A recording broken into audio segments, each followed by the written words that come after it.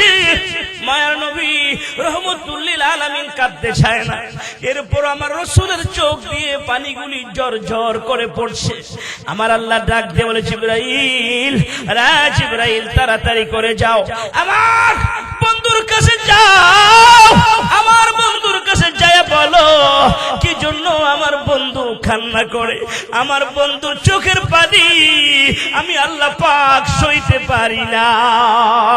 আমার বন্ধুকে গিয়ে বলো কবরের পাশে কেন তিনি দাঁড়িয়ে আছে, কি জন্য কবরের পাশে দাঁড়িয়ে আছে, তিনাকে আর কবরের পাশে দাঁড়িয়ে থাকতে হবে না।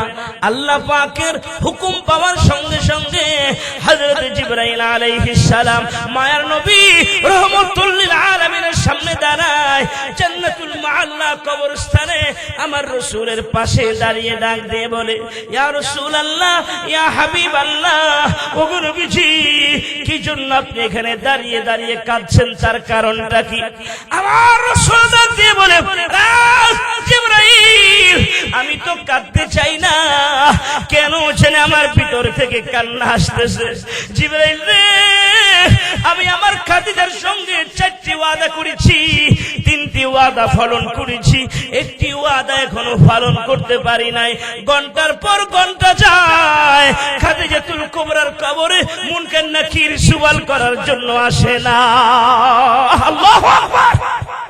আমার আল্লাহ ডাক দিয়ে বলে, জিবরাইল, আমার বন্ধুকে বলো যে খাদিজা মৃত্যুর আগে কবরের ভয়ে কেঁদেছে, পরকালের ভয়ে কেঁদেছে, মৃত্যুর চিন্তা কান্না করেছে, কবরের ভয়ে, পরকালের ভয়ে, জাহান্নামের ভয়ে কেঁদেছে। ওই খাদিজার কবরের জন্য রাসূলকে কোনো টেনশন করতে হবে না, ওই খাদিজার জন্য মহান আল্লাহ রব্বুল আলামিন যথেষ্ট। জোরে বল সুবহানাল্লাহ। বাবাজিরা আমার, ও পর্দার আড়ালের আম্মা জানেরা, ও আজ যদি বুঝে থাকেন একটু চিন্তা করেন, রাসূলের বিবি হওয়ার পরেও কবরের জন্য এমন চিন্তা করতেন, কবরের জন্য এমন কান্নাকাটি করতেন, কবরের ভয়ে। বাবাজিরা গো, ওই কবরে আমাকে আপনাকে যেতে হবে কিনা? বলেন যেতে হবে কিনা? যদি যেতে হয়, কবরের যাত্রীরা কোনদিন হিংসা করতে পারে না। কি করতে পারে না? হিংসা করতে পারে না, অহংকারী করতে পারে না, তাকাব্বুরি করতে পারে না, বড় ছোট ভেদাভেদ করে অন্যায়ভাবে কারো গায়ে হাত তুলতে পারে না। কি বলেন ঠিক কিনা? বাবাজিরা আমার, আজকের মাহফিল থেকে আমরা শিক্ষা গ্রহণ করব, আমরা সকলে কবরের যাত্রী। কি বলেন ঠিক কিনা? এই সমাজের মধ্যে যারা বসবাস করেন, এই সমাজের মধ্যে যারা আছেন, ছোটরা বড়দেরকে সালাম দিবে, ছোটরা বড়দেরকে সম্মান করবে, ছোটরা বড়দেরকে ইজ্জত করবে, ছোটরা বড়দেরকে তাসিম করবে, এটাই আমার রাসূলের হাদিস। কথা বলেন ঠিক কিনা?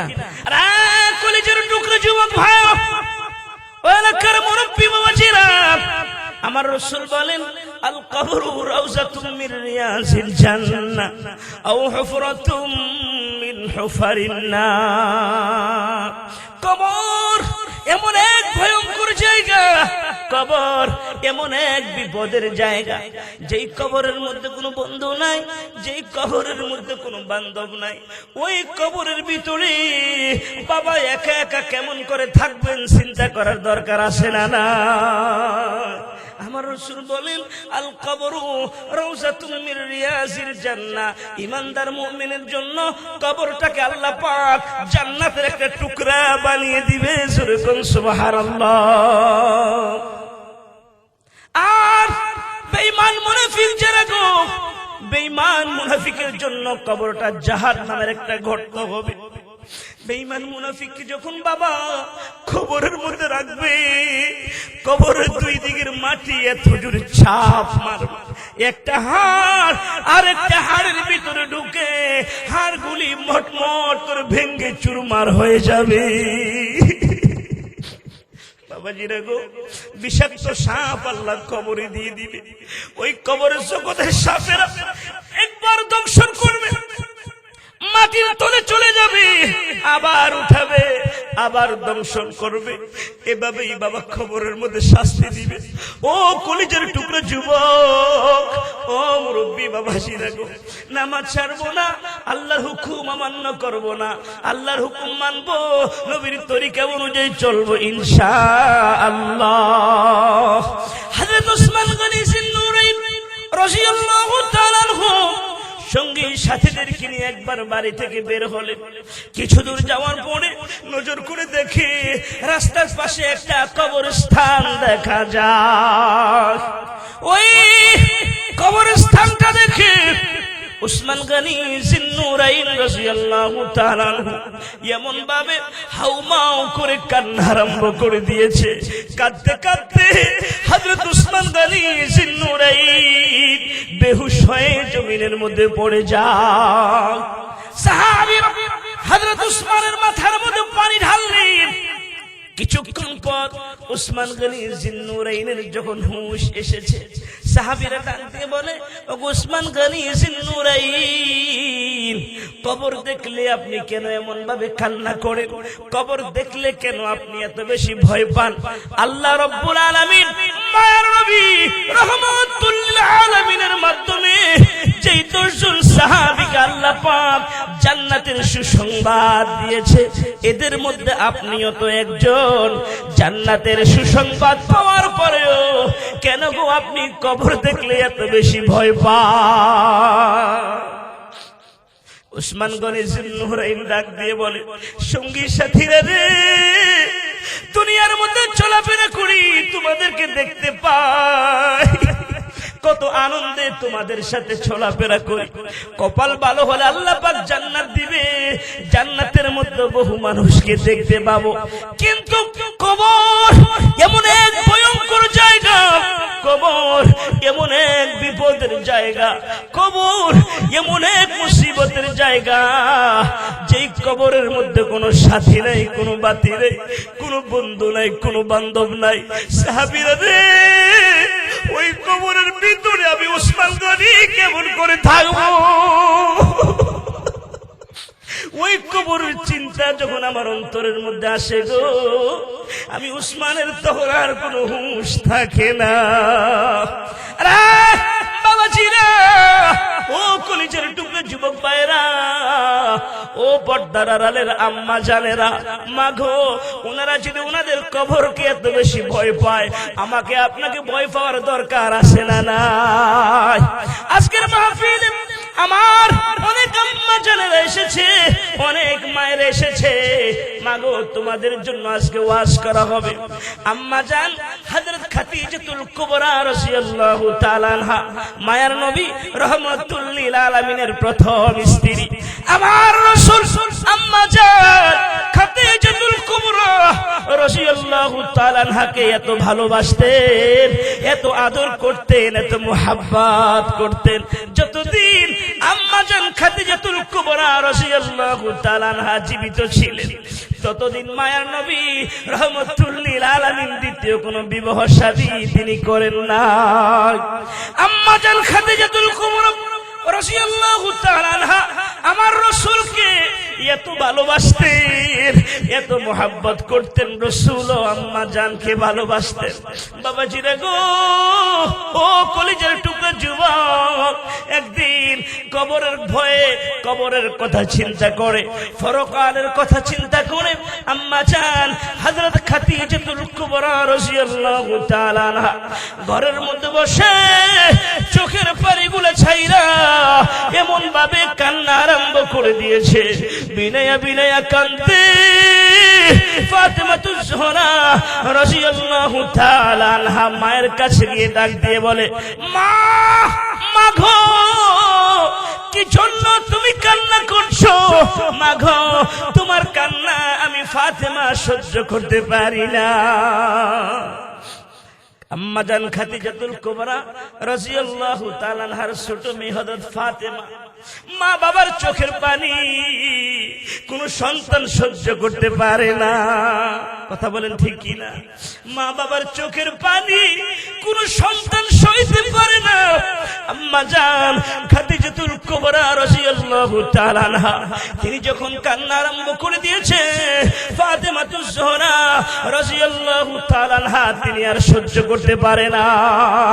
ও পর্দার আড়ালের মা, মাগো, তোমাদের মতো মা ছিল আম্মা জান খাদিজাতুল কুবরা রাদিয়াল্লাহু তাআলা আনহা। কবরের ভয়ে কেমন তিনি কান্না করতেন। হযরত ফাতেমা অনেক বুঝালো, আম্মা জান খাদিজাতুল কুবরা রাদিয়াল্লাহু তাআলা আনহা চোখের পানি বন্ধ করে না। হযরত ফাতেমা পাগল পারা হয়ে আমার রাসূলের তালাশে বের হয়ে যায়। যেতে যেতে আমার রাসূলকে দেখে ফাতেমা জড়িয়ে ধরলেন, জড়িয়ে ধরে ডাক দিয়ে বলে, বাবা, ও বাবা, বাবা গো, ঘরের ভিতরে চরম দুঃখিনী মা বিরায়া বিরায়া কাঁদে। আমি অনেক চেষ্টা করেছি গো বাবা, মায়ের কান্না থামাতে পারি না। আমার রাসূল বলে, চলো। ফাতেমা জানে মায়ের নবী রহমতুল লিল আলামিন ছাড়া আম্মা জান খাদিজাকে কেউ শান্ত করতে পারে না। আমার রাসূল বাড়িতে রওনা হয়েছে, হুজরার মধ্যে যাইয়া দেখে আম্মা জান খাদিজাতুল কুবরা রাদিয়াল্লাহু তাআলা আনহা চোখের পানিগুলো ছাইরা বাবা বিনয়ে বিনয়ে কাঁদে, এমন ভাবে কান্না আরম্ভ করে দিয়েছে। আমার রাসূল বলে, আরে খাদিজা, কেন তুমি কান্না করো? তোমার কান্না আমি রাসূল সইতে পারি না, আর কাঁদতে হবে না, কান্না বন্ধ করো। বলো তুমি কি জন্য কাঁদতেছো? আম্মা জান খাদিজাতুল কুবরা রাদিয়াল্লাহু তাআলা আনহা ডাক দিয়ে বলে, ইয়া রাসূলুল্লাহ, ইয়া হাবিবাল্লাহ, আপনি যে কবরের আলোচনা করেছেন, কবরের বয়ান করেছেন, কবরের আলোচনা শুনে আমি খাদিজার অন্তরের মধ্যে কবরের ভয় এসে গিয়েছে। আমি খাদিজা জীর্ণ শীর্ণ দেহের অধিকারী, বৃদ্ধ হয়ে গিয়েছি, বয়স বেড়ে গিয়েছে। এই মুহূর্তে যদি আমার মরণ হয়ে যায়, আমি খাদিজা ওই কবরের ভিতরে একা একা কেমন করে থাকবো? কবরের ভয়ে আমি খাদিজা আমার চোখের মধ্যে পানি ধরে রাখতে পারি না। আল্লাহু আকবার। আমার রাসূল বলে, খাদিজা গো, তোমাকে আর কান্না করতে হবে না, আর কান্না করতে হবে না, কান্না বন্ধ কর। আম্মা জান খাদিজাতুল কুবরা বলে, ইয়া রাসূলুল্লাহ, ইয়া হাবিবাল্লাহ, ওগো নবীজি, আমার সাথে যদি আপনি সত্যি ওয়াদা করতে পারেন গো, কথা দিলাম আমি আর কোনোদিন কবরের ভয়ে কাঁদবো না। এক নম্বর হলো, আমি যদি আপনার আগে মারা যাই, আমাকে যখন কাফন পরানো হবে, আপনার পুরাতন একটা জামা দিয়ে আমাকে কাফন পরাবেন। 2 নাম্বার শর্ত হলো আপনি নিজে জানাজার ইমামতি করবেন। 3 নাম্বার আপনি আমাকে খবরের মধ্যে রাখবেন।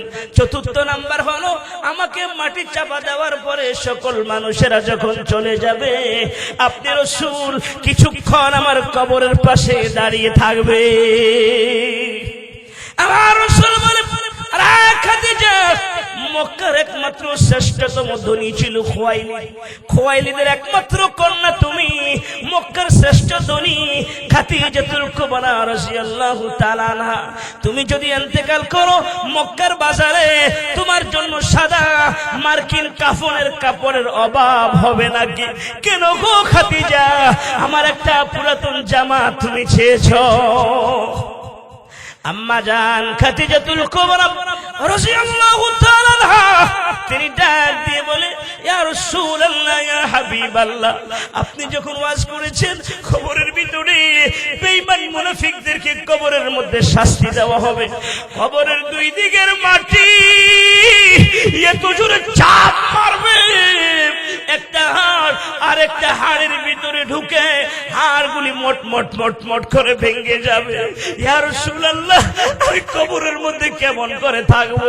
এই জন্য আপনার একটা জামা চেয়েছি, আপনার একটা পুরাতন জামা দিয়ে যদি আমাকে কাফন পরানো হয়, আর যদি আমাকে কবরের মধ্যে মাদফুন করা হয়, কবরের মাটি যখন আমাকে ছাপ দেওয়ার জন্য আসবে, আপনার জামার উসিলায়, আপনার জামার খাতিরে রহমতুল লিল আলামিনের শরীরের মধ্যে যে জামাটা লেগেছে, ওই জামার সম্মানে হয়তো কবরের মাটি আমার সাথে বেয়াদবি করবে না।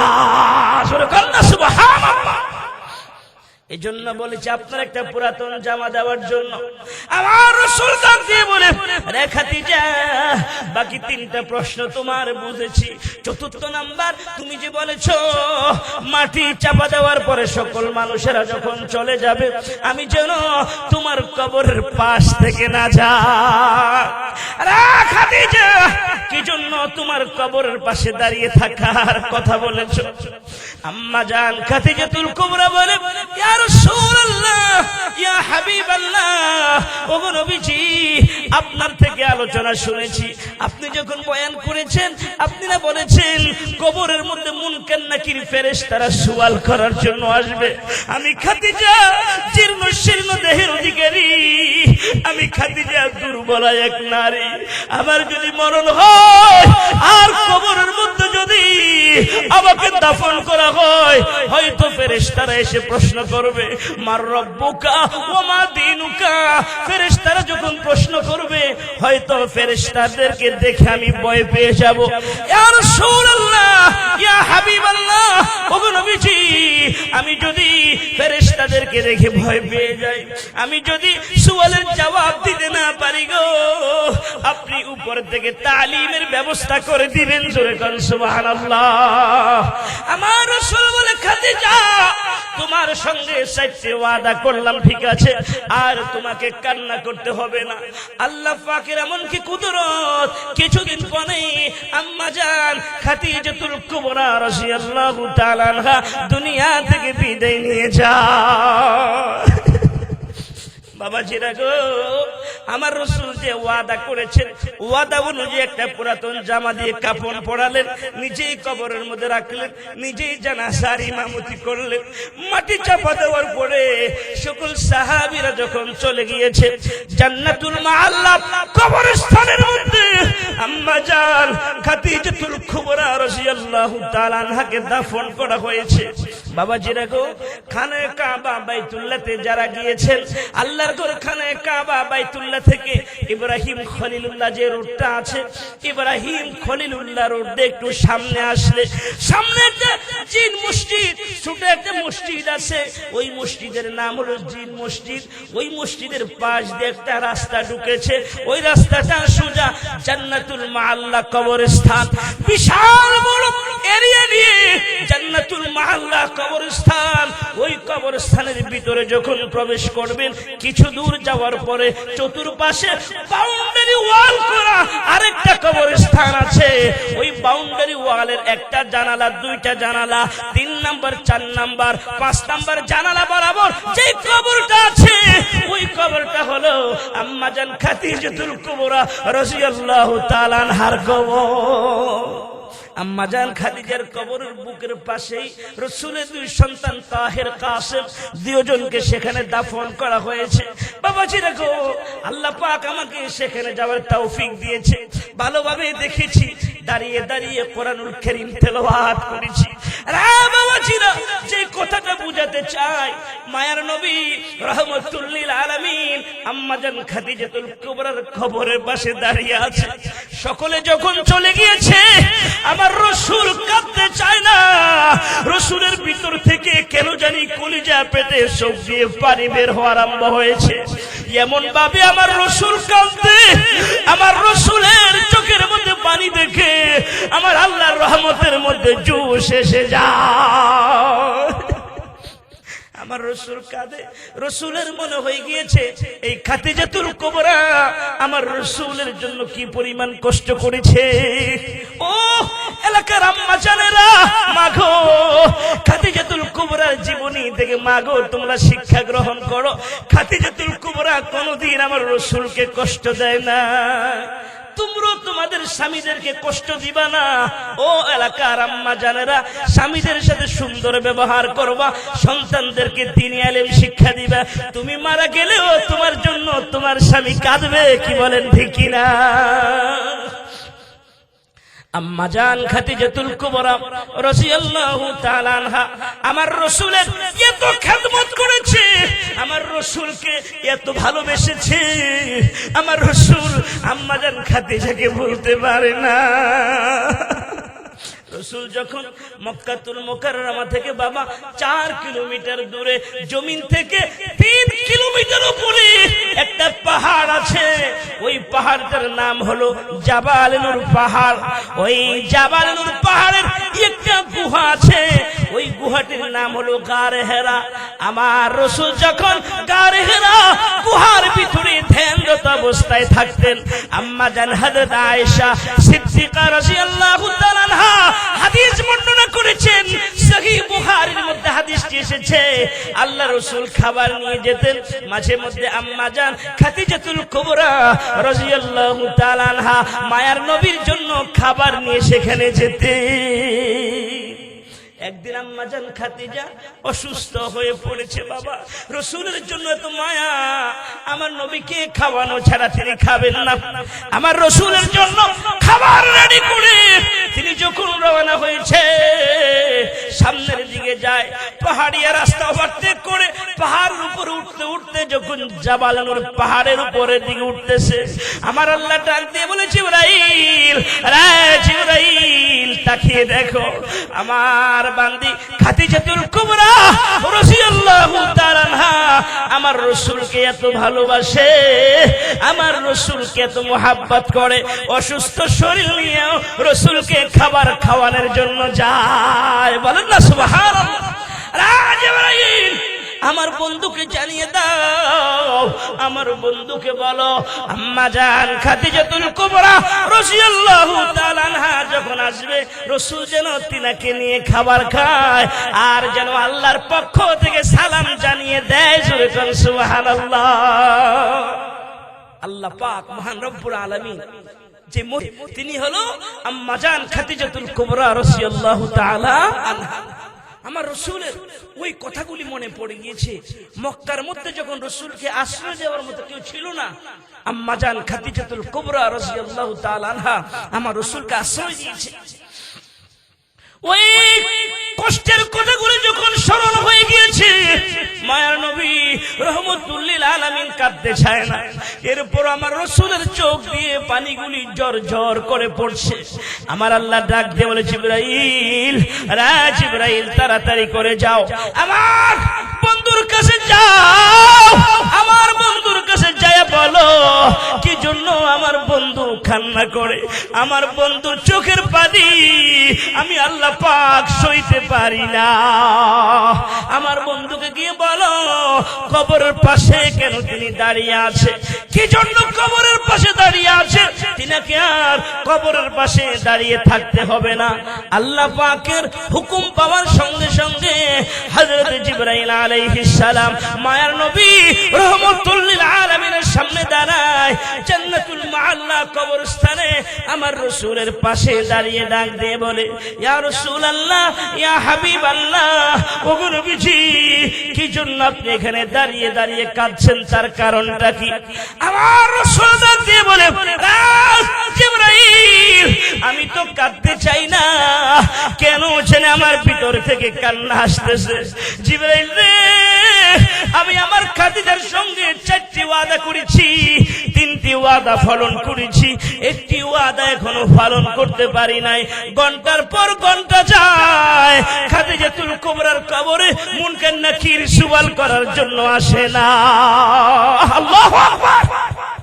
আমার আল্লাহ ডাক দিয়ে বলে, জিবরাইল, আমার বন্ধুকে বলো যে খাদিজা মৃত্যুর আগে কবরের ভয়ে কেঁদেছে, পরকালের ভয়ে কেঁদেছে, মৃত্যুর চিন্তা কান্না করেছে, কবরের ভয়ে, পরকালের ভয়ে, জাহান্নামের ভয়ে কেঁদেছে। ওই খাদিজার কবরের জন্য রাসূলকে কোনো টেনশন করতে হবে না, ওই খাদিজার জন্য মহান আল্লাহ রব্বুল আলামিন যথেষ্ট। জোরে বলেন সুবহানাল্লাহ। বাবাজিরা আমার, ও পর্দার আড়ালের আম্মা জানেরা, ও আর যদি বুঝে থাকেন একটু চিন্তা করেন, রাসূলের বিবি হওয়ার পরেও কবরের জন্য এমন চিন্তা করতেন, কবরের জন্য এমন কান্নাকাটি করতেন, কবরের ভয়ে। বাবাজিরা গো, ওই কবরে আমাকে আপনাকে যেতে হবে কিনা? বলেন যেতে হবে কিনা? যদি যেতে হয়, কবরের যাত্রীরা কোনদিন হিংসা করতে পারে না। কি করতে পারে না? হিংসা করতে পারে না, অহংকারী করতে পারে না, তাকাব্বুরি করতে পারে না, বড় ছোট ভেদাভেদ করে অন্যায়ভাবে কারো গায়ে হাত তুলতে পারে না। কি বলেন ঠিক কিনা?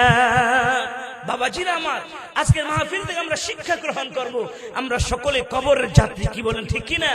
এই সমাজের মধ্যে যারা বসবাস করেন, এই সমাজের মধ্যে যারা আছেন, ছোটরা বড়দেরকে সালাম দিবে, ছোটরা বড়দেরকে সম্মান করবে, ছোটরা বড়দেরকে ইজ্জত করবে, ছোটরা বড়দেরকে তাসিম করবে। এটা আমার রাসূলের হাদিস। কথা বলেন ঠিক কিনা? আমার রাসূল বলেন, লাইসা মিন উম্মতি মান লাম ইউবাজ্জিল কাবীরানা ওয়া ইয়ারহাম সাগীরানা ওয়া ইয়ারিফ আলিমানা।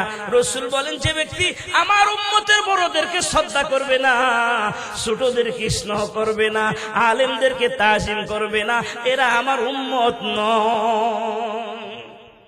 বাবা, এবার একটু চিন্তা করুন, বাবাজিরা যারা আছেন, বয়সে যারা বড় আছেন, আপনাদের কাজ হলো ছোটদেরকে স্নেহ করা, ছোটদেরকে আদর করা। কথা বলেন ঠিক কিনা? বড়রা যদি ছোটদেরকে আদর করে, বড়রা যদি ছোটদেরকে স্নেহ করে, দেখবেন এক সময় বাবারা তাদের সন্তানকে ছোটবেলা শাসন করে। বাবা করে না? কথা বলেন করে না? করে। সন্তান যখন বড় হয়ে যায়, ওই বাবা সন্তানকে আব্বা বলে ডাকে। কথা বলেন ঠিক কিনা? এ বাবা ডাকে কিনা বলেন? সন্তানকে আব্বু বলে, আব্বু আসো, আব্বু ঘরে আসো। সন্তান যখন বড় হয়ে যায়, তখন বাবা তার সন্তানকে নাম ধরেও বলে না। কেন? সন্তানকে শিক্ষা দিতে হবে। এখন সন্তানের শিক্ষার বয়স। আমি যদি আমার সন্তানকে আদর শিক্ষা দিই, স্নেহ শিক্ষা দিই, ভালোবাসা মায়া শিক্ষা দিই, সন্তান বড় হলে মুরব্বীদেরকে সম্মান করবে, মুরব্বীদেরকে শ্রদ্ধা করবে। কথা বলেন ঠিক কিনা? তাহলে বাবাজিরা আমার, আজকে আমরা শিখলাম, আমরা বড়রা যারা আছি ছোটদেরকে আদর করব, স্নেহ করব, ভালোবাসবো। দেখলে আগে সালাম দিব, সালাম দিয়ে তাদেরকে শিখাবো, সালাম দিয়ে তাদেরকে কি করবো? শিখাবো। ইনশাআল্লাহ এরাও শিখবে। একদিন যদি আপনি যখন সালাম দিবেন, এরা শর্মে পড়ি হলে আপনাকে আগে সালাম দিবে। কথা বলেন ঠিক কিনা? আর যুবক ভাই যারা আছে, যুবকদেরকে বলছি, তোমাদের কাজ হলো তোমরা আগে সালাম দেওয়ার চেষ্টা করবা। রাসূল বলেন, আফসুস সালাম, যে আগে সালাম দেয় সে অহংকার মুক্ত। বলেন না সুবহানাল্লাহ? হাদিসের মধ্যে এমন কোথাও নাই যে বড়রা ছোটদেরকে সালাম দিতে পারবে না, শিক্ষক ছাত্রকে সালাম দিতে পারবে না, ম্যানেজার তার অধীনস্থ কর্মকর্তাদেরকে সালাম দিতে পারবে না, এমন কোনো কথা নাই। বরং সবাই সবাইকে সালাম দিতে পারবে। সালাম অর্থ শান্তি, সালাম অর্থ রহমত। যারা সালাম দেয় আল্লাহ তাআলা তাদের রহমত অবতীর্ণ করে। এজন্য বড়রা চেষ্টা করবে আগে সালাম দেওয়ার জন্য, ছোটরা চেষ্টা করবে আগে সালাম দেওয়ার জন্য। যে আগে সালাম দিবে আল্লাহ পাক তার উপর রহমত অবতীর্ণ করবে। বলেন না সুবহানাল্লাহ? যুবক, কলিজার টুকরা যুবক ভাইদেরকে বলছি, হিংসা বিদ্বেষ ভুলে যেতে হবে। এলাকার সকলে ভাই ভাই ভাই ভাই হয় আমরা মিলেমিশে থাকবো ইনশাআল্লাহ। যে সমাজের যুবকেরা ভালো, ওই সমাজের মধ্যে মদ ঢুকতে পারে না, গাঁজা ঢুকতে পারে না, ইয়াবা ঢুকতে পারে না, বাবা ঢুকতে পারে না। ওই সমাজের মধ্যে তাস, জুয়া, মদ, ঘুষ, সুদ এগুলো ওই সমাজে চলতে পারে না। কি বলে ঠিক না? যুবক, তোমরা যদি একসাথে হও, তোমরা যদি ঐক্যবদ্ধ হও, সমাজটা সোনার সমাজ পরিণত হবে। যে সমাজের যুবকেরা আল্লাহ ওয়ালা হয়, যে সমাজের যুবকেরা ভালো হয়, ওই সমাজে ইফতিজিং হয় না, ওই সমাজে নারী দর্শিতা হয় না, ওই সমাজে নারীরা জেনাবে বিচারে লিপ্ত হতে পারে না। যে সমাজের যুবকেরা সজাগ থাকে, যে সমাজের যুবকেরা নামাজি হয়, যে সমাজের যুবকের ভিতরে আল্লাহর ভয় থাকে। কার ভয়? কলিজার টুকরা যুবক ভাইরা শুনো, আল্লাহ পাক তোমাদেরকে কত ভালোবাসে। রব্বুল আলামিন কোরআনুল কারীমের মধ্যে বলেছেন, ওয়ালিমান খাফা মাকামা রাব্বিহি জান্নাতান। বলুন ফাবি আইয়ি আলা রাব্বিকুমা তুকাযযিবান। আল্লাহ তাআলা বলেন, আল্লাহর ভয়ে কোন বান্দা যখন গুনাহ ছেড়ে দেয়, আল্লাহর ভয়ে কোন যুবক যখন গুনাহ থেকে ফিরে আসে, যুবক গুনাহ করার জন্য বসে গিয়েছে, ইচ্ছা করলে দরজা বন্ধ করে ঘরের ভিতরে জেনা ব্যভিচার করতে পারে, ইচ্ছা করলে গুনার কাজ করতে পারে। রব্বুল আলামিন বলেন, ওয়ালিমান খাফা মাকামা রাব্বিহি জান্নাতান। আমার যে গোলাম আমি আল্লাহর ভয়ে গুনাহ ছেড়ে দিবে, আমি আল্লাহ তার নামে দুটি জান্নাত রেজিস্ট্রেশন করে দিব। বলেন না সুবহানাল্লাহ? সুবহানাল্লাহ। যুবক, জান্নাত যদি কামাই করতে চাও, জান্নাত যদি কামাই করতে চাও, গুনাহ ছেড়ে দিতে হবে। কি ছেড়ে দিতে হবে? গুনাহ ছেড়ে দিতে হবে। আল্লাহ তাআলা এই সমাজের যুবকগুলোকে যেন খালিদ বিন ওয়ালিদের মতো ইসলামের সৈনিক বানিয়ে দেয়। বলুন আমিন। আপনাদের কি বাবা মনে কষ্ট যাচ্ছে? আমার কথা মনে কষ্ট যাচ্ছে আপনাদের? যুবক, তোমরা কষ্ট পাচ্ছ? আমি বলছি, আমরা চাই ওয়াজ মাহফিলের মাধ্যমে সমাজ সুন্দর হোক, সমাজ সুন্দর হোক, আমাদের থেকে হিংসা বিদ্বেষ দূর হয়ে যাক। বাবা, কেন হিংসা হিংসা থাকবে? হিংসা কেন থাকবে? আমরা কেন একজন আরেকজনকে হিংসা করব? ধনী যে আল্লাহ বানায়, গরিব তো সে আল্লাহই বানায়। কথা বলেন ঠিক কিনা? সুন্দর যে আল্লাহ বানায়, কালো তো সে আল্লাহই বানায়। অতএব ধনী আর গরিব, কালো আর সাদা, এগুলো আল্লাহ পাকের সৃষ্টি, আল্লাহ পাকের শান। আল্লাহ তাআলা যাকে যেভাবে বানায় সে সেভাবে হতে পারে। অতএব আমরা হিংসা বিদ্বেষ করব না ইনশাআল্লাহ। বাবাজিরা আমার, আমি আরেকটা আলোচনা করে আপনাদের জন্য দোয়া করে মুনাজাত দিয়ে বিদায় হব। দেখুন, অহংকার করলে মানুষের কি পরিমাণ ক্ষতি হয়, হিংসা করলে মানুষের কি পরিমাণ ক্ষতি হয়।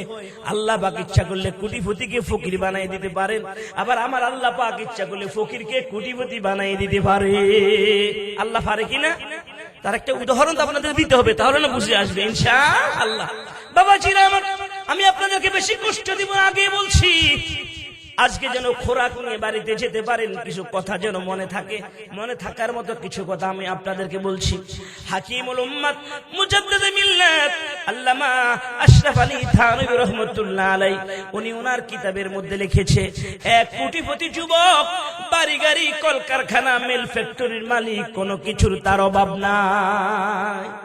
যুবকটা বড় হয়েছে, তার একটা অভাব, সুন্দরী একটা নারীর অভাব, তাকে বিবাহ করার জন্য। দেখবেন সুন্দর যারা, ভালো ফ্যামিলির ছেলে যারা, অনেক মেয়ে খুঁজে, অনেক মেয়ে বাছাই করে। কথা বলেন ঠিক নয় কি বাবা? ওই কোটিপতি যুবকের জন্য মেয়ে দেখতেছে, দেখতে দেখতে অনেকগুলি মেয়ে দেখেছে, একটা মেয়েকে পছন্দ করেছে, সব দিকে তাদের সাথে মোটামুটি মিলে যায়। ওই মেয়েকে বিবাহ শাদী হলো আল্লাহ পাকের হুকুমে। স্বামী স্ত্রী দুইজন সুন্দরভাবে সংসার চালাতে লাগলেন, সুন্দরভাবে তারা চলতে লাগলেন, দিন অতিবাহিত করতে লাগলেন। একদিন যুবকটা মসজিদে গিয়েছে সালাত আদায় করার জন্য। মসজিদে গিয়ে দেখে মসজিদের ভিতরে তাবলীগের লোকেরা এসেছে, তাবলীগ জামাতের লোকেরা 4-5 জন এক প্লেটে বসে খানা খায়। আপনারা দেখছেন বাবা, দেখছেন? আপনাদের এলাকায় আসে 4-5 জন একসাথে বসে কি খাবার খায়।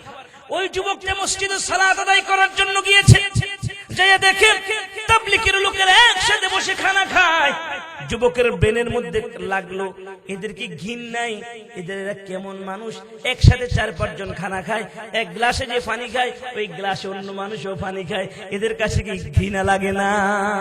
বড় লোকেরা বেশি বাছাই করে। কথা বলে ঠিক নয় কি? এদের প্লেট আলাদা থাকে, গ্লাস আলাদা থাকে, সবকিছু আলাদা থাকে। যুবকের মাথায় লেগেছে, ব্রেনে আঘাত করেছে, এরা কেন এমন করছে? যখন খাবার শেষ হয়ে গেল, ওই যুবকটা আমির সাহেবকে জিজ্ঞেস করলো, হুজুর আপনার যে 4-5 জন এক প্লেটে বসে খাবার খান, এক গ্লাস দিয়ে খানা খান, আপনাদের কাছে কি খারাপ লাগে না? হুজুর এক কথায় জবাব দিয়েছে, বাবারে, একাধিক মানুষ, একের অধিক মানুষ এক প্লেটে খাবার খাওয়া আমার রাসূলের একটা সুন্নাত। জোরে কোন সুবহানাল্লাহ। রাসূলের সুন্নাত, হ্যাঁ এটা রাসূলের সুন্নাত। এই কথাটা যুবকের কলিজার মধ্যে লেগেছে। সুন্নাত যদি হয় আমাকে আমল করতে হবে। বাড়িতে গিয়ে আমি আমার বিবিকে নিয়ে এক প্লেটে বসে খানা খাবো, রাসূলের একটা সুন্নাত আদায় হয়ে যাবে ইনশাআল্লাহ। আরে বাবাজিরা আমার, কলিজার টুকরো যুবক ভাইরা, ও পর্দার আড়ালের মা, মাগো, ওই যুবকটা যখন বাড়িতে এসেছে শুধু খুঁজতেছে কখন সুযোগ পাবে আব্বা আম্মার সামনে কেমন করে খাবার খাবে, লজ্জা লাগবে, মা বাবার সামনে খাবার খেতে পারছে না। একদিন আব্বা আম্মা শহরে গিয়েছে বেড়ানোর জন্য, সময় পেয়ে গিয়েছে যুবকটা, ওই যুবক তার বিবিকে ডাক দিয়ে বলল, বিবিরে আজকে মাও নাই বাবাও নাই, তুমি খরচের লিস্ট করে দাও, আমি বাজার থেকে খরচ নিয়ে আসি, বাজার থেকে খরচ নিয়ে আসবো, তুমি রান্না বান্না করবা, এক প্লেটে বসে আমরা 2 জন খাবার খাবো, আল্লাহর রাসূলের একটা সুন্নাত আদায় হয়ে যাবে। জোরে কোন সুবহানাল্লাহ। যুবক বাজারে চলে যায়, বাজার থেকে বিভিন্ন আইটেম খরিদ করতে লাগলেন। মাছের মধ্যে কয়েকটা আইটেম, গোশতের মধ্যে কয়েকটা আইটেম, বিভিন্ন আইটেম কিনে, ফল ফলাদি কিনে, অনেকগুলো আইটেম কিনে যখন তিনি বাড়িতে আসলেন, বিবি সুন্দর করে রান্না বান্না করেছে। বড় একটা প্লেটের মধ্যে খাসির গোশত, গরুর গোশত, মুরগির গোশত, ইলিশ মাছ, চিংড়ি মাছ, বড় বড় মাছগুলা সুন্দর করে সাজালেন, ফল ফলাদিগুলি সুন্দর করে প্লেটটাকে সাজালেন, সুন্দর করে প্লেটটাকে সাজিয়ে দস্তরখান বিছিয়ে স্বামী স্ত্রী 2 জন এক প্লেটে বসে খানা খাবে, রাসূলের সুন্নাত আদায় হবে। মনে বড় আশা নিয়ে স্বামী স্ত্রী 2 জন যখন খাবার খাওয়ার জন্য বসেছে, তারা বিসমিল্লাহ বলে খাবারের মধ্যে হাত দিবে, মুখের মধ্যে লুকমা নিবে। এমন সময় বাহির থেকে একজন ফকির এসে ডাক দিল, বাড়িওয়ালা, ঘরওয়ালা, তোমরা কে আছো? পারবানি রে ভাই, আমার মতো ফকিরকে দুমুঠো ভাত দিতে। পারবানি রে ভাই, আমার মতো ভিক্ষুককে দুমুঠো ভাত দিতে। আজ 7 দিন হয় আমি কোনো খাবার খাই না। তোমাদের ঘর থেকে সুস্বাদু খাদ্যের ঘ্রাণ এসেছে, এজন্য তোমাদের কাছে দুমুঠো ভাত চেয়েছি। ফকিরের কথা শোনার সাথে সাথে কোটিপতি যুবকের মেজাজ গরম হয়ে যায়। যুবক বিবিকে নিয়ে খেতে বসছে, বিবিকে ডাক দিয়ে বলে, বিবি তুমি একটু অপেক্ষা করো, আমি ফকিরের কোয়ালিটিটা দেখে আসি, সে কোন কোয়ালিটির ফকির।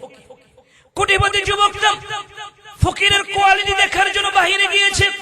যাইয়া দেখে জীর্ণ শীর্ণ দেহের অধিকারী একটা যুবক হাতের মধ্যে ভিক্ষার ঝুলি হাতে নিয়ে ভিক্ষা করার জন্য দাঁড়িয়েছে। কোটিপতি যুবকের মেজাজ গরম হয়ে গিয়েছে। মেজাজ গরম হয়ে ফকিরকে অনেকক্ষণ ধমক দিলেন, ধমকালেন। ধমকাই ডাক দিল, ফকির রে, তোদের জ্বালা যন্ত্রণা কোথাও শান্তি নাই।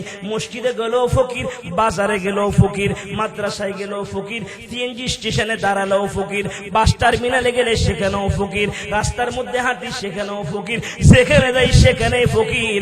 আল্লাহর জমিনে আল্লাহ এত ফকির কেন পাঠাইলো? আজকে বিবিকে নিয়ে খাবার খেতে বসেছি, এখানেও ফকির এসে ডিস্টার্ব দিয়েছে। তোদের ফকিরদের জ্বালা যন্ত্রণা কোথাও শান্তি পাই না। এই বলে ফকিরকে অনেকক্ষণ ধমকালেন। কোটিপতি যুবক যখন কথা বন্ধ করে দিয়েছে, ফকির ডাক দিয়ে বলো, ও কোটিপতি যুবক, আমি আপনার কাছে দুমুঠো ভাত চেয়েছি। ইচ্ছে করলে আপনি আমাকে দিতেন, না হলে বিদায় করে দিতেন, আমি চলে যেতাম। আপনি আমাকে এতগুলি কথা শুনাইলেন, আপনি আমাকে এতগুলি কথা বললেন। শুনেন গো, আপনি আমার আল্লাহকে দোষারোপ করেছেন। আল্লাহ জমিনে এত ফকির কেন পাঠাইছে? মনে রাখতে হবে যে আল্লাহ আপনাকে কোটিপতি বানিয়েছে, ওই আল্লাহ আমাকে ফকির বানিয়েছে। আর আল্লাহ তাআলা চাইলে আপনার মতো কোটিপতিকে ফকির বানিয়ে দিতে পারে, আমার মতো ফকিরকে আল্লাহ কোটিপতি বানিয়ে দিতে পারে। আল্লাহ পারে কিনা বলেন? আল্লাহ বলেন, তুতিল মুলকা মান তাশাউ ওয়া তানজিউল মুলকা মিম্মান তাশাউ ওয়া তুইজ্জু মান তাশাউ ওয়া তুযিল্লু মান তাশাউ বিয়াদিকাল খায়র ইন্নাকা আলা কুল্লি শাইইন কাদির। আমার আল্লাহ বলেন, যাকে চাই তাকে রাজত্ব দান করি, যাকে চাই তার থেকে রাজত্ব ছিনিয়ে নি। আমি আল্লাহ যাকে চাই তাকে সম্মান দান করি, আমি আল্লাহ যাকে চাই তাকে অপমান করি। সকল ক্ষমতার মালিক কে? আরে বাবাজিরা আমার, কোটিপতি যুবকটা অহংকারের কারণে বলে ফেললো। কোটিপতি যুবক মনে করেছে আমার রাশি রাশি সম্পদ আছে, বাড়ি গাড়ি কলকারখানা মেল ফ্যাক্টরির মালিক, ব্যাংকের মধ্যে কোটি কোটি টাকা জমা আছে, আমার 14 গোষ্ঠী খাইলেও শেষ হবে না। অহংকারের কারণে কোটিপতি যুবকরা ফকিরের সাথে চ্যালেঞ্জ করলো, ফকির রে, তোর সাথে চ্যালেঞ্জ করলাম, তোমার আল্লাহ যদি তোমাকে আমার মতো কোটিপতি বানাইতে পারে, আর যদি তোমাকে আমার মতো কোটিপতি বানাইতে পারে, আর আমাকে যদি তোমার মতো ফকির বানায়, তোমার আল্লাহকে বলো বানানোর জন্য, আমি একটু দেখি। জোরে কর নাউজুবিল্লাহ। ফকিরকে দমকে ঘরের মধ্যে গিয়েছে। এতক্ষণ যা কথা কাটাকাটি হয়েছে, যুবকের বিবি সবগুলি আড়াল থেকে দাঁড়িয়ে দাঁড়িয়ে সব কথা শুনেছে। ওই যুবকটা যখন করে খাবার খাওয়ার জন্য গিয়েছে, বিবিকে ডাক দিয়ে বলে, বিবি আমার, ফকিরকে এমন শাসন করেছি, জীবনে কোনোদিন ফকির আর আমাদের বাড়িতে আসবে না, বসো, আমরা দুইজন খাবার খাই, রাসূলের একটা সুন্নাত আদায় হয়ে যাবে। বিবি ডাক দিয়ে বলে, স্বামী, স্বামী আমার, এতগুলো খাবার থেকে অল্প একটু খাবার ফকিরকে দিলে কি হতো? এতগুলো খাবার তো আমরা খেতে পারবো না। যে খাবার থেকে আল্লাহর মেহমান ভাগ পায় নাই, ওই খাবার আমি খাবো না। বিবি বলে আমি খাবো না। স্বামী স্ত্রী দুইজন কথা কাটাকাটি করতে লাগলেন। স্বামী ডাক দিয়ে বলে আমার খাবার কাকে দিব না সেটা আমার ব্যাপার, তুমি কেন কথা বলছো? স্বামী স্ত্রী দুইজন কথা বলতে লাগলেন। এক সময় ঝগড়া করতে করতে স্বামী তার বিবির গায়ে হাত তুলে ফেলেছে। রাগের তাড়না নিজেকে আর কন্ট্রোল করতে পারে নাই, রাগের তাড়নায় সুন্দরী বিবিকে তালাক দিয়ে ফেলেছে। বিবিকে যখন তালাক দিয়েছে, বিবি তো আর থাকতে পারে না। বিবি তার কাপড় চোপড় সব গোছায় বিবি বাবার বাড়িতে রওনা হয়েছে, বাবার বাড়িতে চলে গিয়েছে। স্বামী এখন শুয়ে শুয়ে চিন্তা করতে, হায় আমি কি করলাম। অনেক খোঁজাখুঁজির পর আল্লাহ পাক একটা স্ত্রী আল্লাহ মিলিয়ে দিয়েছে। এত সুন্দর আমাদের সংসার চলছিল, কোনদিন বিবিকে একটা ধমকও দেই নাই আমি। আজকে একটা ফকিরকে কেন্দ্র করে বিবিকে ধমকালাম, মারলাম, তালাক দিয়ে দিলাম। হায় আমি কি করলাম। কোটিপতি যুবকরা আফসোস করতে লাগলেন। কিছুদিন পরে খবর আসলো আপনার মেল কলকারখানা, মেল ফ্যাক্টরি যেগুলি আছে এক এক করে আগুন লেগেছে। আগুন লেগে সব জলে পড়ে ভস্ম হয়ে যাচ্ছে, শ্রমিকেরা মারা যাচ্ছে। জরিমানা দিতে দিতে ব্যাংকের যত টাকা ছিল সব টাকাগুলি শেষ হয়ে গিয়েছে। গাড়িগুলি রুটের মধ্যে অ্যাক্সিডেন্ট করছে, মানুষ মারা যাচ্ছে। একটা বছরের মাথায় বাড়ি গাড়ি কলকারখানা মেল ফ্যাক্টরি যা ছিল সব ধ্বংস হয়ে গিয়েছে। ঋণ করতে করতে ঋণের বোঝা এত বেশি হয়ে গিয়েছে, এখন শেষ পর্যন্ত খাবারের মতো খাওয়ার পায় না। তৃতীয় বছরের মাথায় ভিক্ষার ঝুলি হাতে নিয়ে রাস্তায় নেমেছে। বিচার আসেনি আল্লাহর কাছে। দেখেন বাবাজিরা আমার, যে মেয়েটাকে তালাক দিয়েছে ওই মেয়েটা বাবার বাড়িতে চলে গিয়েছে। দেখবেন এলাকার মধ্যে মেয়েরা যখন তালাক খায় সমাজের মানুষ এদেরকে ভালো চোখে দেখে না, ঠিক নয় কি বাবা? দোষ কি গুণ কি যাচাই করো না। সমাজের মানুষ বলে তুমি ভালো হলে তোমার আর তালাক দেয় নাকি? আসে না কথা বলেন। এই শরমে মেয়েটা ঘর থেকে বের হয় না। 1 বছর 2 বছর মেয়েটা ঘরের ভিতরে, তৃতীয় বছর রাস্তাতে বের হয়েছে। সুন্দরী সুরুষী যুবতী নারী, চতুর্দিক থেকে আবার বিবাহের পয়গাম আসতে লাগলো। 4 বছরের ব্যবধানে 99টা যুবক এই মেয়েটার বিবাহের পয়গাম নিয়ে এসেছে। যত যুবক আসে মেয়েটা ডাক দিয়ে বলে, যুবক রে শোনো, আমি আগেই সত্য কথা বলছি তোমার কাছে, বিবাহের পরে যেন আমাকে দোষারোপ করতে না পারো। আমার 2টা দোষ আছে। 1 নাম্বার দোষ হলো আমার আগে একটা বিয়ে হয়েছিল, এই কারণে আমার স্বামী আমাকে তালাক দিয়ে দিয়েছে। 2য় নাম্বার হলো আল্লাহর কোন মেহমান যদি আল্লাহর নামে আমার কাছে হাত পাতায়, আল্লাহর কোন মেহমান আমি খালি হাতে বিদায় করতে পারবো না। এই 2টা যদি তুমি সহ্য করতে পারো তাহলে আমাকে বিয়ে করো, না হলে চলে যাও। এমন করতে করতে 99টা যুবক চলে গিয়েছে। 100 নম্বরে একটা যুবক এসেছে। ওই যুবককে একই কথা বললো। 4 বছরের ব্যবধানে যুবক এসে ডাক দিল, ঠিক আছে আমি এমন একটা বিবি চাচ্ছি, তোমার আগে বিয়ে হয়েছে আমার কোনো সমস্যা নাই, আল্লাহর মেহমানকে খাবার দিবে আমার কোনো সমস্যা নাই। তোমার মতো সুন্দরী সুরুষী যুবতী নারীকে বিবাহ করার জন্য আরো যদি শর্তের প্রয়োজন হয় ওই শর্তগুলি মেনে হলো আমি বিবাহ করতে রাজি। বলেন আল্লাহু আকবার।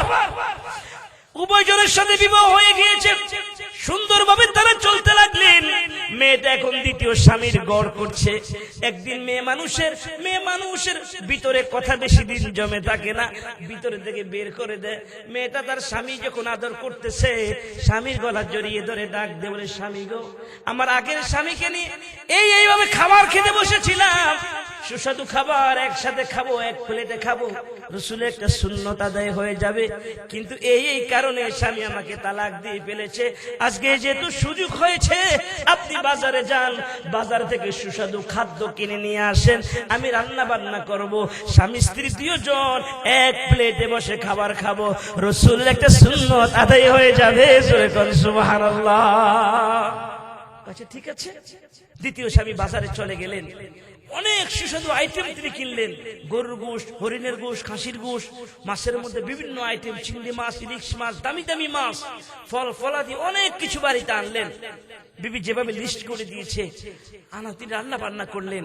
রান্না বান্না করার পর বড় একটা প্লেট সুন্দর করে সাজালেন। মহিলাটি সুন্দরী সুরুষী যুবতী নারীটা তার দ্বিতীয় স্বামীকে নিয়ে যে মাত্র খাবার খাওয়ার জন্য বসেছে।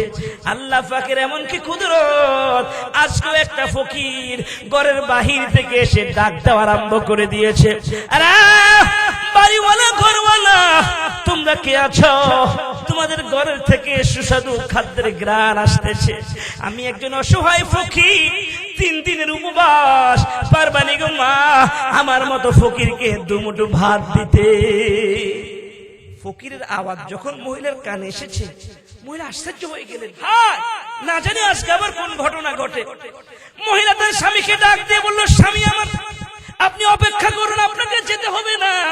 এতগুলি খাবার, এই খাবার থেকে একটা প্লেটে করে ফকিরকে কিছু খাবার দিয়ে আসি, আমাদের তো খাবারের অভাব নাই।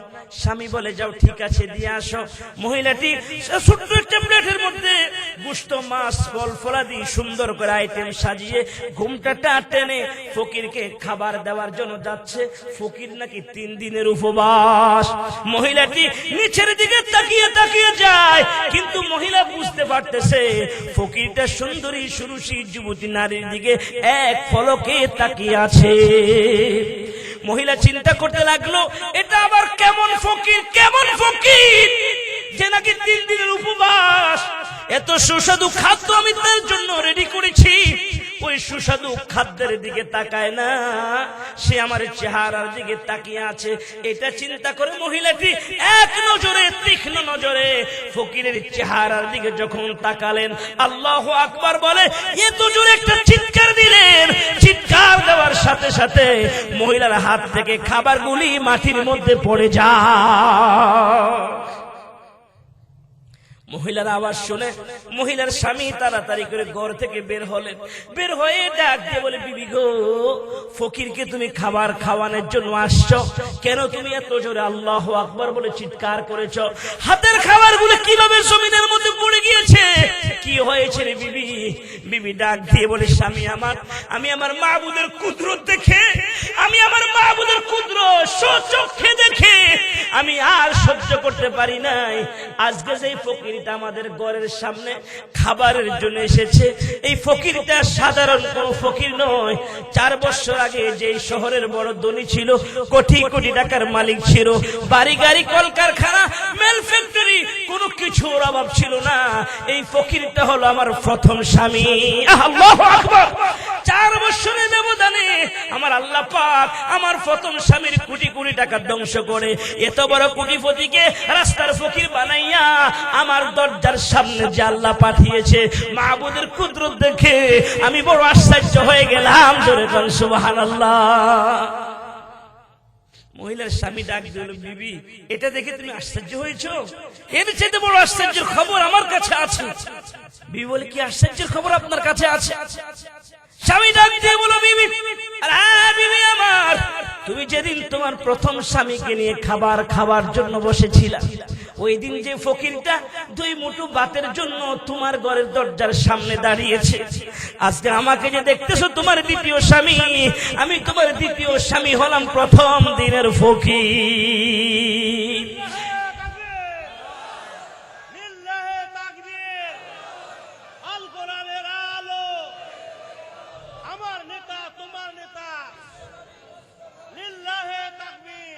এই জন্য বলে, নদীর কুল ভাঙ্গিয়া ওই কুল করে, এই তো নদীর খেলা।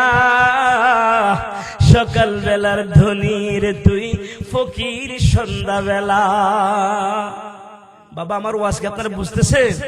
ওয়াজ যদি বুঝে থাকেন, ও কোটিপতিওয়ালারা, ও কোটিপতিওয়ালারা অহংকার করা যাবে না, ও ধনী ভাইয়েরা অহংকার করা যাবে না, ও গরিব ভাইয়ের অহংকার করা যাবে না, ও শ্রমিক ভাইয়েরা, ও রিকশাওয়ালা ভাইয়েরা, ও ঠেলাওয়ালা ভাইয়েরা, ও চাকরিজীবী ভাইয়েরা, ও পেশাজীবী ভাইয়েরা, আল্লাহ যাকে যে অবস্থা রেখেছে মাবুদের শুকরিয়া আদায় করতে হবে।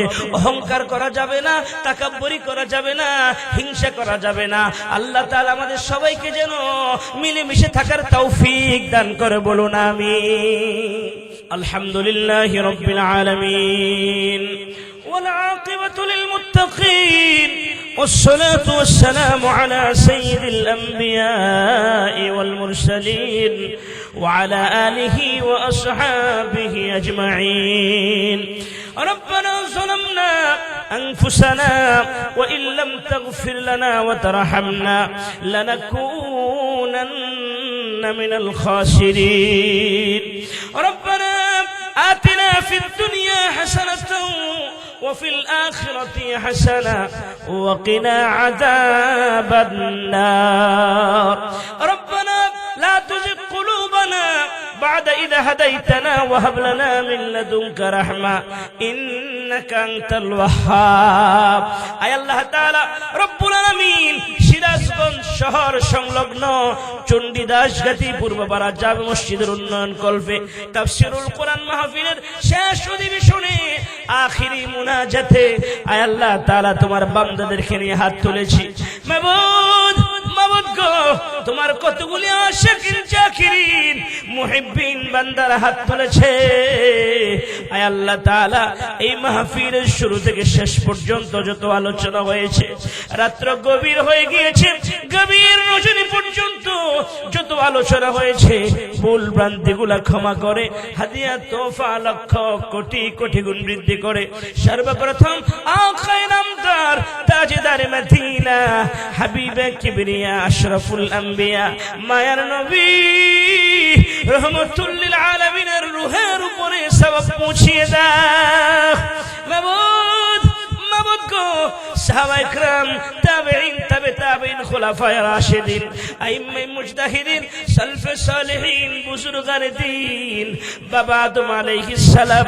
থেকে নিয়ে পর্যন্ত এক যারা পরিমাণ ঈমান নিয়ে যত মুমিন মুমিনাত অন্ধকার কবরে শায়িত আছে আল্লাহ মেহেরবানি করে সকলের রূহের উপরে সওয়াব পৌঁছিয়ে দাও মালিক এই ময়দানের মধ্যে কার জানি জনম দুঃখিনী মালাই ও মাবুদ কার জানি মেহেরবান আব্বা নাই কার জানি মাও নাই বাবা নাই কত ইতিমদেরকে নিয়ে হাত তুলেছি আল্লাহ আল্লাহ তাআলা আমাদের মা বাবার রূহের উপরে সওয়াব পৌঁছিয়ে দাও মা বাবার কবর আযাব মাফ করে দাও মা বাবার কবরগুলি জান্নাতুল ফিরদাউসের টুকরা বানিয়ে দাও আমাদের শ্বশুর শাশুড়ি দাদা দাদি নানা নানি আত্মীয় স্বজন পাড়া প্রতিবেশী বংশধর মুরব্বীদের মধ্য থেকে এক যারা পরিমাণ ঈমান নিয়ে যত মুমিন মুমিনাত অন্ধকার কবরে শায়িত আছে আল্লাহ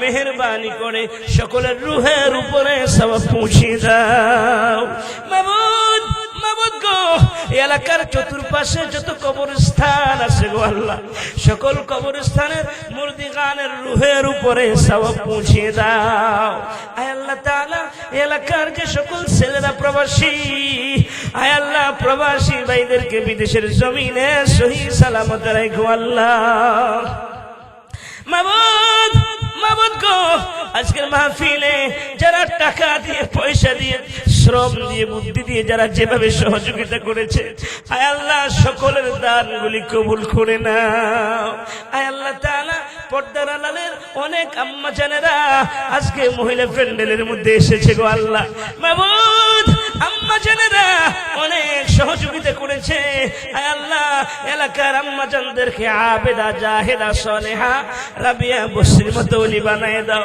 মাবুদ গো আম্মা জানেরা যেন ওনাদের স্বামীর খেদমত করতে পারে তৌফিক দান করে দাও আয় আল্লাহ স্বামী স্ত্রীর মধ্যে মিল মহব্বত পয়দা করে দাও বাবা সন্তানের মধ্যে মিল মহব্বত পয়দা করে দাও আয় আল্লাহ তাআলা আমাদের দেশের মধ্যে তোমার খাস রহমত বরকত নাযিল করো আল্লাহ মাবুদ মাবুদ গো আজকের মাহফিল তাফসীরুল কোরআন মাহফিলকে বাস্তবায়ন করার জন্য এলাকার যুবকেরা অনেক কষ্ট করেছে মুরব্বী বাবাজিরা অনেক সহযোগিতা করেছে আল্লাহ মাবুদ যারা যেভাবে সহযোগিতা করেছে আয় আল্লাহ সবাইকে তুমি কবুল করে নাও প্রতি বছর এই মাহফিলটা যেন সুন্দরভাবে সাজাইতে পারে তৌফিক দান করে দাও আয় আল্লাহ আমরা তো গুনাহগার না খানদার ফাফি শয়তানের ধোঁকা প্রেক্ষাপটে জীবনে বহু গুনাহ করে ফেলেছি গো আল্লাহ। তামাম জীবনের গুনাহের কথা স্মরণ করে তোমার কাছে মাফ চাই। মেহেরবানি করে আল্লাহ আমাদের সকলের তামাম জিন্দেগির গুনাহ খাতাগুলি মাফ করে দাও। আয় আল্লাহ আমাদের সকলে তোমার খাস রহমত নাযিল করো আল্লাহ। আসমানি বলা জমিনি বলা থেকে আমাদেরকে হেফাজত করো আল্লাহ। এই এলাকার মধ্যে তোমার খাস রহমত নাযিল করো আল্লাহ। আল্লাহ আমাদের জিন্দেগির গুনাহ খাতাগুলি মাফ করে দাও। আয় আল্লাহ আমরা যারা অসুস্থ আছি আমাদের সবাইকে সুস্থ করে দাও আল্লাহ। আয় আল্লাহ আমরা যারা হাত তুলেছি মাবুদ কার মনে কি আশা আকাঙ্ক্ষা তুমি তো জানো। আয় আল্লাহ মেহেরবানি করে আমাদের সকলের মনের সকল নেক আশাগুলি পুরা করে দাও রব্বুল আলামিন। অনেক ভাইরা দোয়া চেয়েছে, আয় আল্লাহ এক ভাইয়ের মা নাই আরেক ভাইয়ের বাবা নাই, দোয়া চেয়েছে, নামটা তো আমার মনে নাই গো আল্লাহ। অনেক সদস্য ভাইরা দোয়া চেয়েছে, কমিটির ভাইরা দোয়া চেয়েছে। আয় আল্লাহ যারা যে নিয়তে দোয়া চেয়েছে সকলের মনের আশা তুমি পুরা করে দাও। আয় আল্লাহ এই মাহফিলের জন্য অনেক কষ্ট করেছে আল্লাহ। আল্লাহ সবাইকে কবুল করো আল্লাহ। মাবুদ যারা অসুস্থ আছে সবাইকে সুস্থ করে দাও। আয় আল্লাহ বিশেষ করে দেশ নেত্রী বেগম খালেদা জিয়াকে সুস্থ করে দাও আল্লাহ। আয় আল্লাহ তাআলা বর্তমান প্রেক্ষাপটে অনেক দরকার রব্বুল আলামিন। আয় আল্লাহ বিশেষ করে মাবুদ দেশ নেত্রী বেগম জিয়াকে তুমি পরিপূর্ণ সুস্থ করে দাও আল্লাহ। আয় আল্লাহ আমাদের স্নেহের আদরের ছোট ভাই শরীফ উসমান হাদি আল্লাহ আজকে তাকে বিদেশ নিয়ে গিয়েছে গো আল্লাহ। রব্বুল আলামিন তাকে তুমি সুস্থ করে দাও। আয় আল্লাহ তাকে সুস্থ করে আমাদের মাঝে আবার ফিরিয়ে দাও রব্বুল আলামিন। আয় আল্লাহ জালেম যারা আমাদের উপর জুলুম করতেছে আয় আল্লাহ জালেমদেরকে হেদায়েত দান করে দাও আল্লাহ রব্বুল আলামিন। আয় আল্লাহ বাংলাদেশের প্রতি তোমার খাস রহমত নাযিল করো আল্লাহ। বিদেশি শত্রু থেকে বাংলাদেশকে তুমি হেফাজত করো আল্লাহ। বাংলাদেশের সকল রাজনৈতিক দলের নেতারা যারা আছে আল্লাহ সবাইকে মিলেমিশে দেশপ্রেমিক হয়ে দেশের উন্নয়ন করার তৌফিক দান করো আল্লাহ। আল্লাহ রুটে গেটে হানাহানি মারামারি থেকে আমাদের সবাইকে তুমি হেফাজত করো আল্লাহ।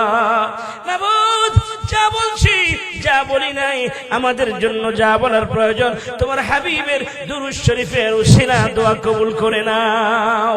রব্বিরহামহুমা কামা রব্বায়ানি সগীরা রব্বিরহামহুমা কামা রব্বায়ানি সগীরা। মাবুদ গো যেদিন আমাদের নামে মৌতের আজরাইল পাঠাইবা, যেদিন আমাদের নামে মৌতের পালকি পাঠাইবা, ওই দিন আমাদের সকলের জবানে জারি করে